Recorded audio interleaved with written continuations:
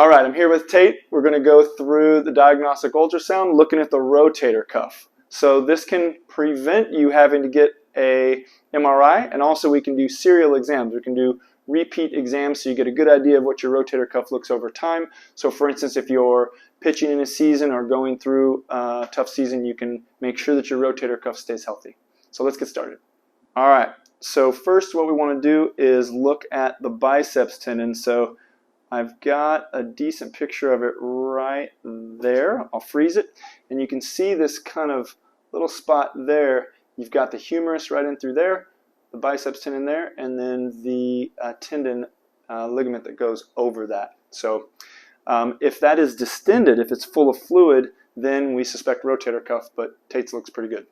All right, so now we're looking at the subscapularis, and he's going to bring his arm out like this, and if you look on the screen here, go ahead, come on out, you can see as he comes out, his subscap makes a nice curve there. I'm going to stop this a sec and we'll go back. If you keep looking at the screen right in through here, we're making sure that that has a nice curve on it. Like imagine a melon rind or a tire would kind of go over this humerus, your bone right there. So nice and smooth.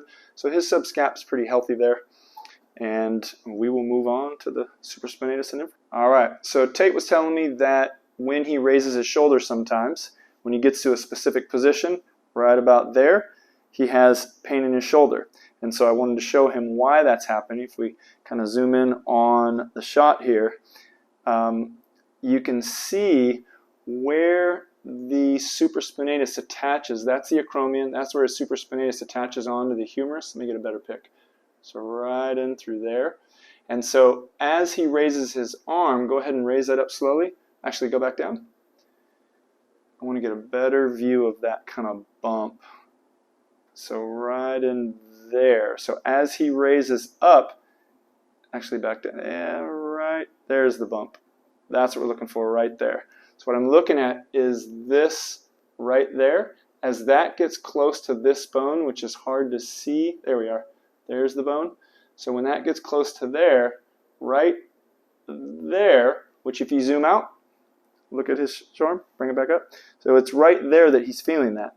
So as you look on here again, back down, it's right when this area, right where that supraspinatus, if I can get that again, yeah, so right when that supraspinatus touches or goes right underneath that acromion, right at that point that he has that discomfort. And so that is often a bursitis, or it's where the humerus starts to press against the acromion and create some of that fibrillation, which is just fraying of the tendon. That if you do that thousands and thousands of times, especially if you're pitching and your rotator cuff is dysfunctional, then it'll create some of that fraying of the tip of that tendon right where it attaches. So the moment you've all been waiting for.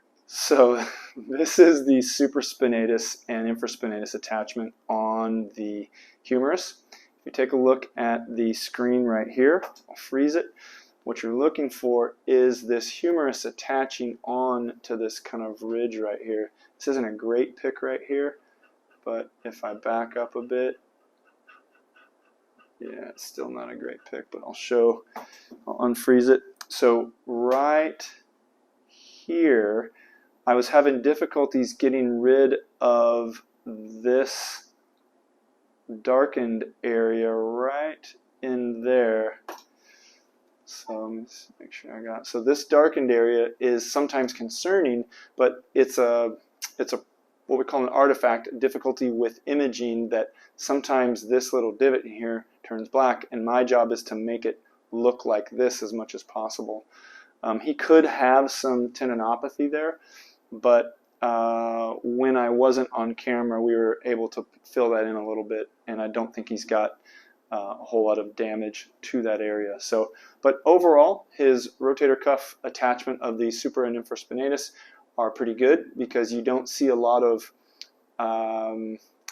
bumps, is the best way I can describe it, in this attachment where everything attaches onto the humerus there.